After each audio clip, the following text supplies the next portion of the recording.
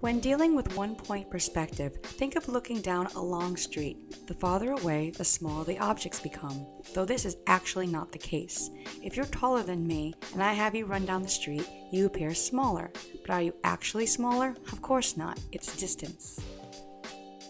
Let's start by using a ruler and making a line across the paper. This line is called the horizon line. Think of it as your eyes. Now we need a vanishing point. This is where all lines will direct themselves.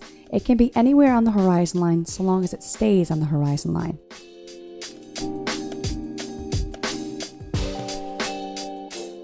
Draw 3 squares, one on, above, and below the horizon line.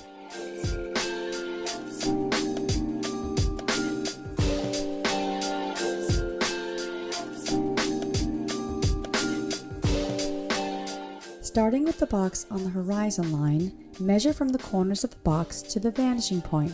If it goes through the box, then there is no need to draw it. The boxes we are drawing are not see-through, so there's no need for those extra lines.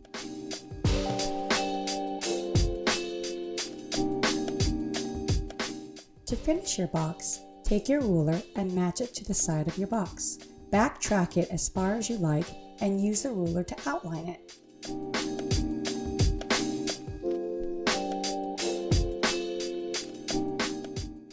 When drawing the box above or below the horizon line, there are 3 lines that match to the vanishing point, not 2.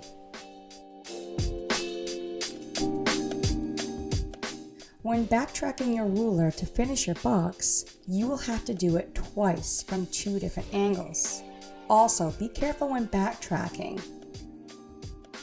Make sure your ruler is parallel to the original box. Afterward, you may erase any extra lines.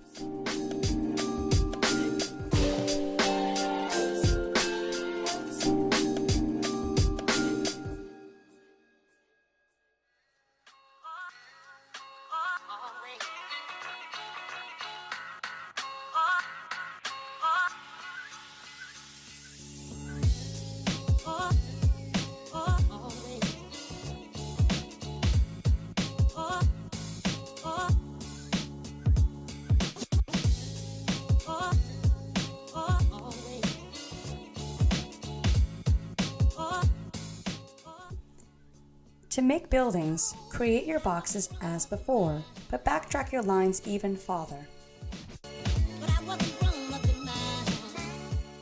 As for windows and doors, all lines must go toward the vanishing point. Lines that are sideways must be parallel to the original box. Remember, if your box is below or above the horizon line, you have 2 angles to work with, not just 1. As for roads, they're flat and they have nothing to do with the vanishing point. If you'd like to add things such as trees, remember they only look like bushes because you're looking straight down. You would not be able to see the bark of the tree. When working with shapes more complicated than squares, there are more angles involved. Here I am drawing the letter E. You will be expected to draw such a letter as well.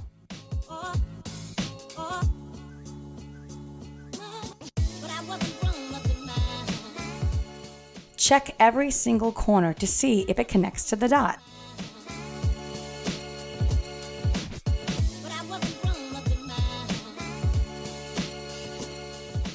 There are some corners that do in fact have space between the shape.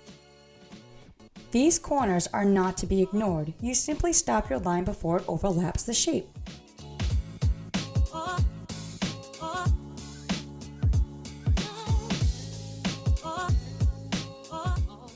To finish the E, you backtrack your ruler like you did with the square. Match your ruler with the side of the E, the top, and the inside. Just make sure your lines are consistent with each other and you should be fine.